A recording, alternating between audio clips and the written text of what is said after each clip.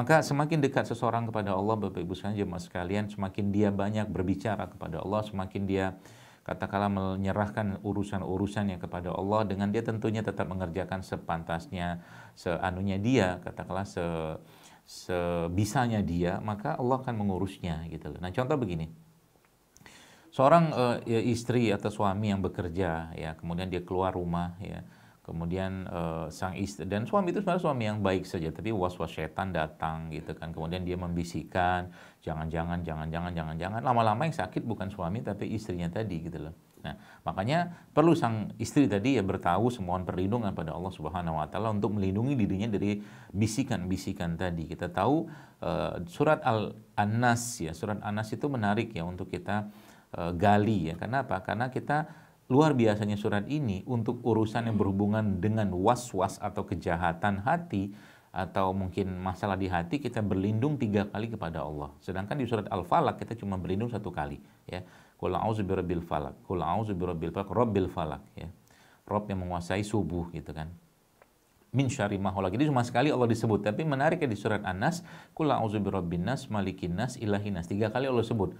Rabbin nas, ilahin nas, malikin nas. Untuk apa? Min syarril waswasil khannas. Dari ya waswas, dari keburukan ya.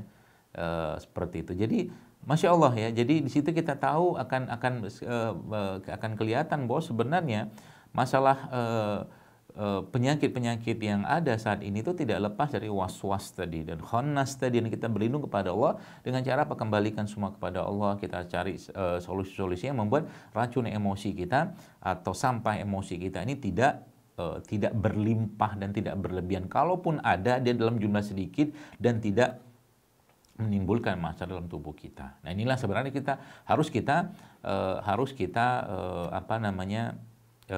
perhatikan baik-baik ya, karena memang Islam memberikan solusi syariat atau mungkin solusi penyembuhan. Salah satu solusi tersebut kalau kita bahas ini adalah nanti kita akan bahas yang lain tentunya, insya Allah, semoga Allah mudahkan, adalah bahwa kata syifa, jamaah sekalian, dalam Al-Quran itu ada 4 disebutkan dalam Al-Quran. Jadi kata syifa itu ada disebutkan 4 dalam Al-Quran. Yang menarik ya, yang pertama syifa yang ada pada Quran itu adalah Al-Quran. Yang kedua, syifa itu penyembuh ya, atau kesembuhan lah seperti itu. Yang kedua itu adalah Al-Quran. Dan yang ketiga, syifa itu disebutkan Quran juga Al-Quran. Baru yang terakhir, syifa itu Allah pilihkan untuk madu.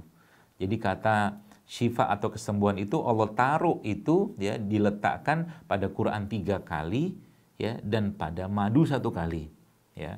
Jadi kalau saya ditanya, berarti cara kita untuk menjaga hati kita, jiwa kita, ya, nafsu kita yang cenderung mengajak kepada keburukan, khannas tadi dan was-was tadi adalah apa? Adalah memperbanyak interaksi kita dengan Al-Quran. Memperbanyak interaksi kita dengan Al-Quran. Dengan cara apa? Membacanya, mentadaburinya, ya mengikuti kajian-kajian mungkin, atau kita mengikuti kelas-kelas Quran, tahsin, tajwid, ya, atau seperti itulah. Yang itu akan membuat kita dekat dengan Al-Quran, dan kita memohon, meminta pada Allah agar Al-Quran yang kita baca, yang kita tadaburi tadi itu menjadi penyembuh atau syifa bagi tubuh kita atau diri kita.